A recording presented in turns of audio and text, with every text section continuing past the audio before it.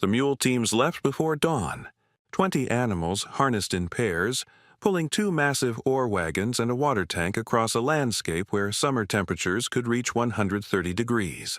The route stretched 165 miles from the floor of Death Valley to the nearest railhead in Mojave, and the journey took 10 days each direction. What they carried was not gold or silver. It was a white, crystalline powder that most people today would not recognize as valuable at all. By 1883, those mule teams had become the primary transportation system for one of the strangest mining operations in the American West. The mineral they hauled was borax, a naturally occurring salt discovered in the ancient lakebeds beneath Death Valley just 2 years earlier. Prospectors Aaron and Rosie Winters confirmed its presence using a simple test passed down through mining camps, mixing a sample with sulfuric acid and alcohol, then holding a flame to the mixture. When the flame burned green, they knew they had found boron. Within months, the Harmony Borax Works was processing tons of the mineral from the salt flats, and the 20 mule teams became the only way to move it out of one of the most hostile environments on Earth. Temperatures on the valley floor regularly exceeded 120 degrees during summer months. Water had to be carried for the animals, and the wagons, fully loaded, weighed over 36 tons. And yet the teams made the crossing successfully for years, because what they carried had become unexpectedly valuable to American households. Borax was not a luxury product. It went into laundry rooms, kitchens, and cleaning cupboards across the country, where it softened hard water, whitened fabric, and killed the insects that invaded every home before modern pest control existed. By the early 1900s, borax had become so common that nearly every household kept a box of it somewhere within reach. Then, synthetic pesticides arrived. Faster chemicals with broader effects and aggressive marketing pushed borax into the background. It never disappeared entirely, but its role shifted. The orange box remained on store shelves, usually in the laundry aisle, but fewer people understood what it actually did or why it had once been hauled across a desert by mule teams. Today, millions of homes still have a box of borax tucked under the sink or in the back of a cabinet. Most people recognize the package but cannot explain what the powder is, where it comes from, or what it was originally used for. And when pest problems appear, they reach for aerosol cans and call exterminators, unaware that the white powder sitting 3 feet away was designed for exactly that purpose over a century ago. The internet has recently rediscovered borax. YouTube videos claim it kills dozens of pests. Pinterest boards list 40 or 50 different uses. Reddit threads debate whether it works on bedbugs, mice, spiders, and termites. Some of those claims are accurate. Most are exaggerated, and the truth about borax lies in the space between what sounds impressive and what actually works. Because borax does work, but only on specific pests through specific mechanisms and only when used in specific ways. Understanding the difference requires going back to the chemistry that made it valuable in the first place. Borax is the common name for sodium tetraborate, a mineral salt composed of boron, sodium, oxygen, and water. It forms naturally in regions where ancient lakes evaporated under extreme heat, leaving behind concentrated deposits of salts and borates. Death Valley was one of the richest sources ever discovered in North America. By the time miners arrived in the 1870s and 1880s, the surface was coated with minerals that could be scraped up, processed, and shipped to markets where demand was growing rapidly. The timing mattered because American households in the late 19th century faced problems that borax happened to solve unusually well. Water in many regions was hard, containing calcium and magnesium that interfered with soap. Borax softened that water chemically, making laundry easier in an era when washing clothes was exhausting manual labor. It also acted as a mild disinfectant and deodorizer. But the application that mattered most was pest control. Insects were not a minor inconvenience in the late 1800s and early 1900s. They were a constant, serious problem. Ants invaded kitchens, cockroaches spread through tenements, silverfish damaged books, and carpet beetles destroyed wool clothing. There were no synthetic pesticides available to address any of it, and borax quickly proved itself capable of killing insects that other common substances could not touch. The product spread through word of mouth and aggressive marketing by companies like the Pacific Coast Borax Company. The 20 Mule Team became the company's most famous symbol, appearing in advertisements for decades. The image communicated something important. This product was tough, reliable, and tested under the harshest conditions imaginable. By the early 20th century, borax had become a standard household item, sitting alongside soap and salt as one of the essential chemicals people used routinely without thinking much about the science behind them. Then the chemical industry changed everything. Starting in the 1940s and accelerating through the 1950s and 1960s, synthetic pesticides flooded the consumer market. Products like DDT and chlordane offered something borax could not: speed. They killed insects within hours instead of days, required no mixing or measuring, and came in aerosol cans backed by massive advertising campaigns. Borax did not disappear, but its role shifted dramatically. It remained on store shelves, repositioned as a laundry booster rather than a pesticide. The pest control applications faded from packaging, not because they stopped working, but because they could not compete with the convenience and marketing power of synthetic alternatives. What resulted was a strange kind of forgetting. Borax never left, but the knowledge of what it actually did slowly faded from common understanding. By the late 20th century, most people recognized the orange box but could not explain what the powder inside was meant to accomplish. And that is where the confusion sitting in millions of homes today actually begins. Because borax still works exactly the way it always did, but almost no one remembers how to use it correctly or what it was ever designed to kill in the first place. The reason it works has nothing to do with marketing or belief. It works because of chemistry that insects cannot adapt to or avoid, and that chemistry remains exactly the same today as it was when the mule teams were crossing Death Valley. Borax kills insects through two mechanisms that operate simultaneously, and understanding both explains why it works on certain pests but fails completely against others. The first mechanism is physical. Borax powder consists of tiny crystalline particles with sharp edges. When an insect walks through a light dusting, those particles cling to its body and abrade the waxy cuticle that protects it from water loss. Small scratches in this protective layer allow moisture to escape faster than it can be replaced, and over hours and days, the insect gradually dehydrates. The second mechanism involves ingestion.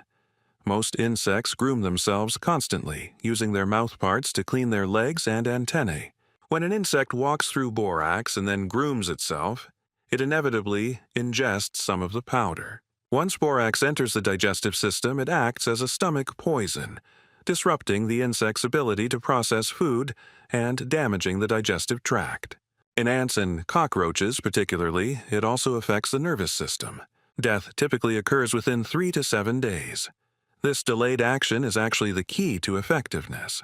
Because death is not immediate, worker ants that walk through borax dust return to the colony and groom each other, spreading contamination to nestmates.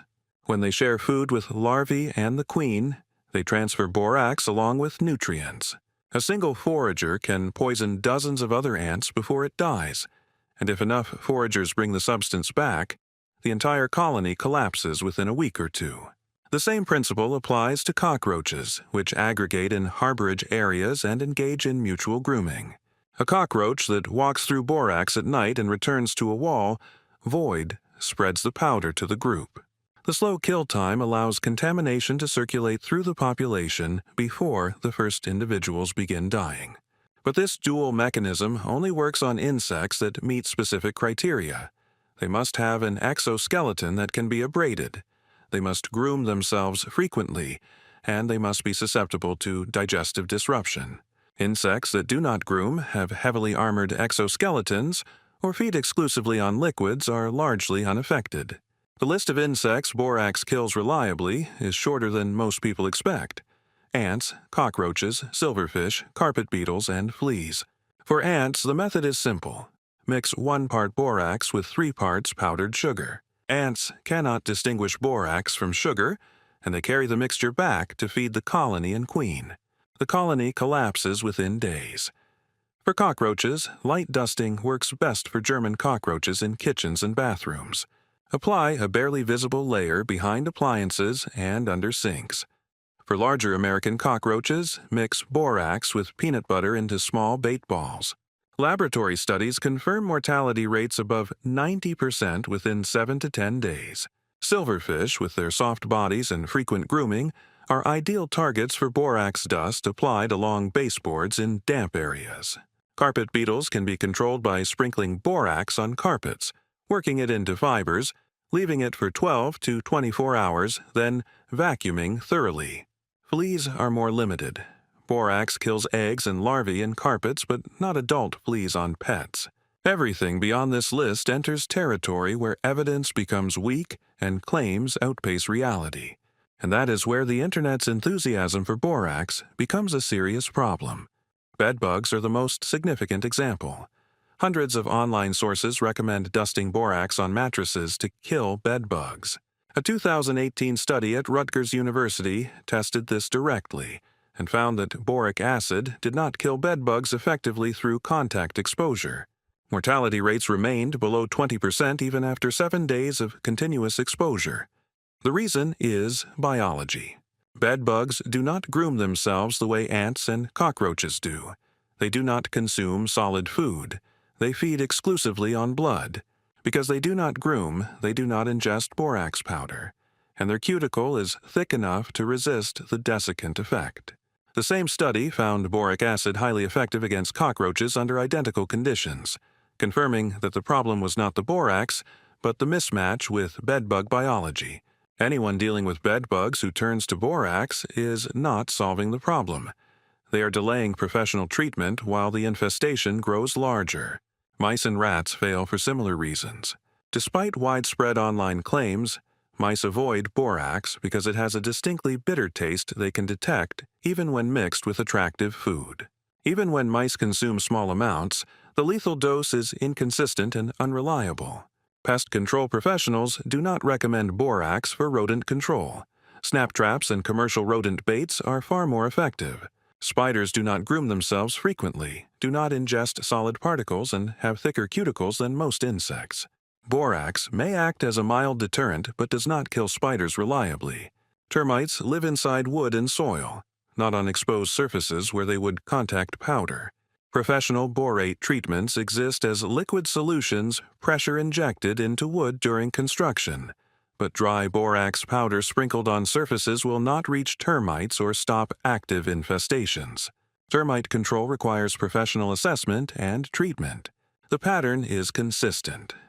Borax works through specific mechanisms that require insects to groom themselves, ingest the powder, and have vulnerable exoskeletons.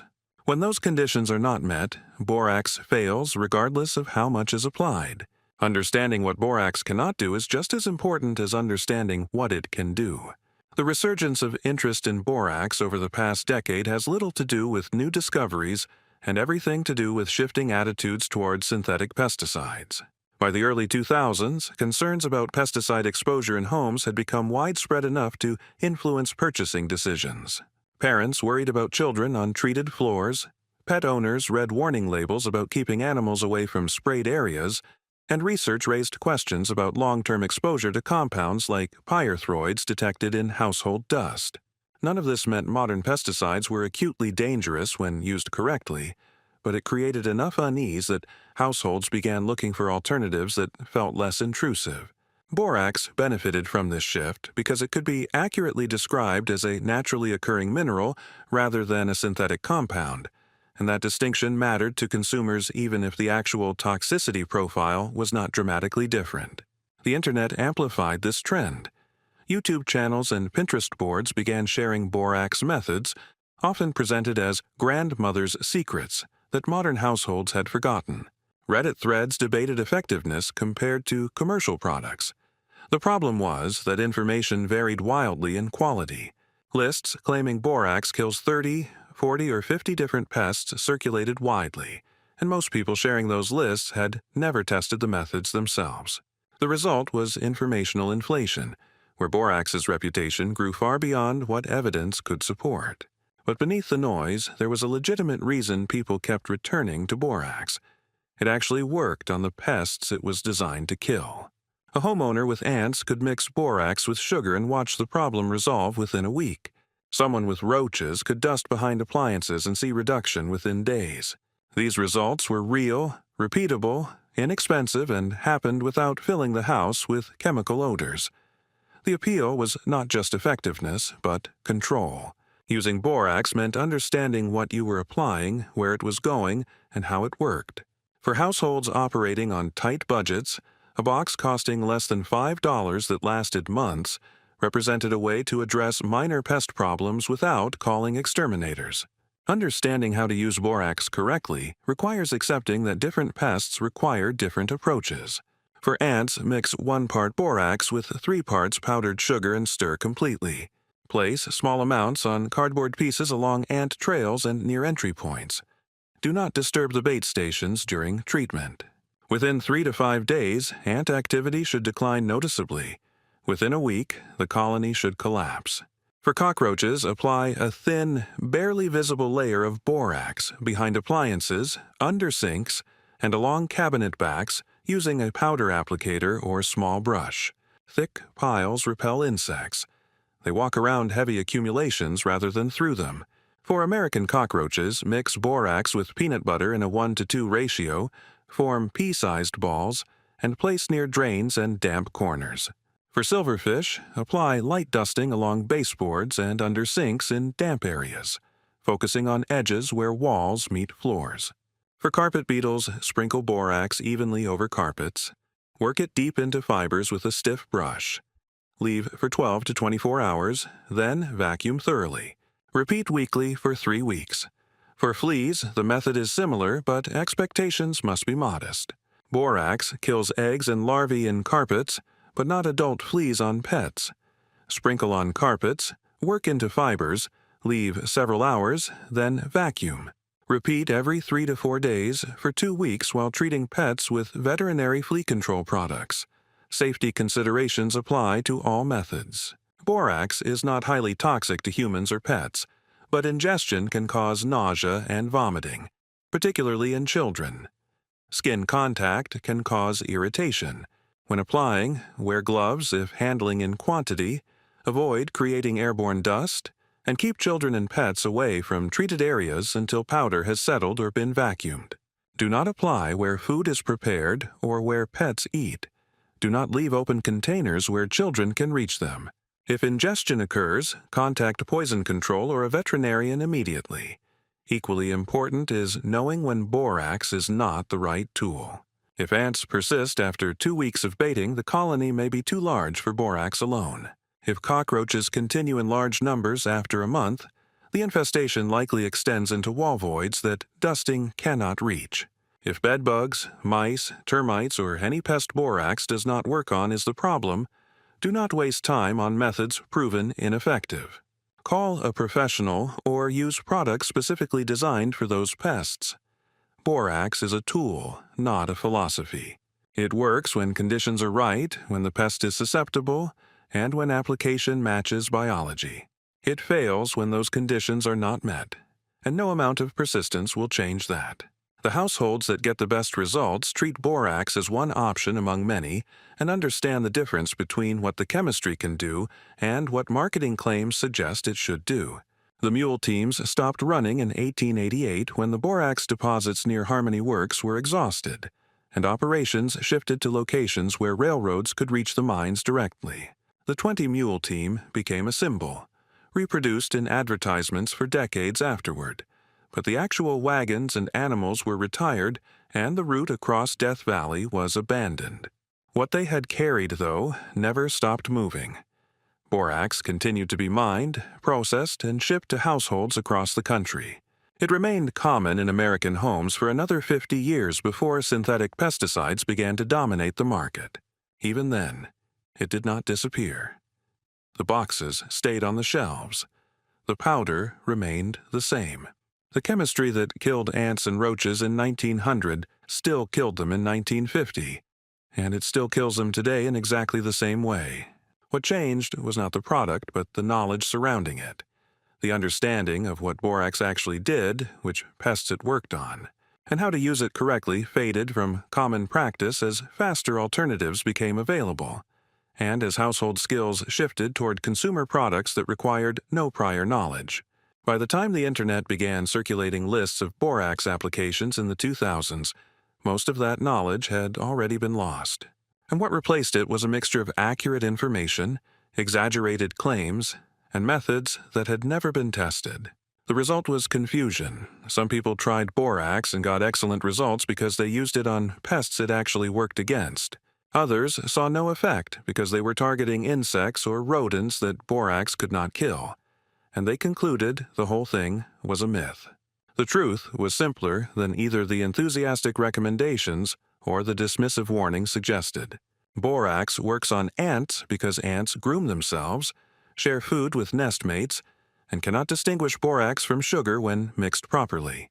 It works on cockroaches because cockroaches walk through dust, pick it up on their bodies, and ingest it during grooming while suffering abrasion damage to their protective cuticle. It works on silverfish because silverfish have soft bodies, groom frequently, and travel along edges where powder can be applied. It does not work on bedbugs because bedbugs do not groom, do not eat solid food, and have cuticles resistant to desiccation from powder contact.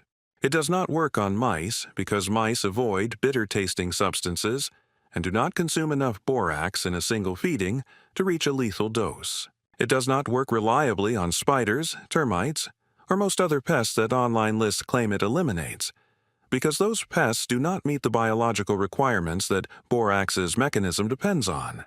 Understanding these distinctions is the difference between using borax successfully and wasting time on methods that were never going to produce results. The chemistry has not changed. The biology has not changed. What has changed is that fewer people take the time to understand either one before they start mixing powders and expecting miracles. For households dealing with minor ant problems, occasional roaches, or silverfish in damp corners, borax remains one of the most effective and inexpensive solutions available. It costs less than $5. It lasts for months. It works when applied correctly. And it does not require calling an exterminator or filling the house with aerosol sprays. For households dealing with bedbugs, mice, serious cockroach infestations, or termites, borax is not the answer and never was. Those problems require professional intervention, targeted traps, or pesticides specifically formulated for pests that borax cannot reach or kill. The borax sitting under millions of sinks right now is the same mineral that was hauled across Death Valley by mule teams in the 1880s. The same compound that families used routinely for decades before synthetic pesticides existed. The same powder that still kills ants and roaches as effectively as it did a century ago. It never stopped working, it simply stopped being understood. And now, as people search for alternatives to synthetic chemicals, as they look for methods that feel safer and more transparent, as they try to solve problems without calling professionals for every minor issue, borax is being rediscovered. Not because it is new, not because it is trendy, but because it works when the conditions are right and because sometimes the most reliable tools are the ones that never really left. The white powder that crossed the desert is still here. It has been waiting.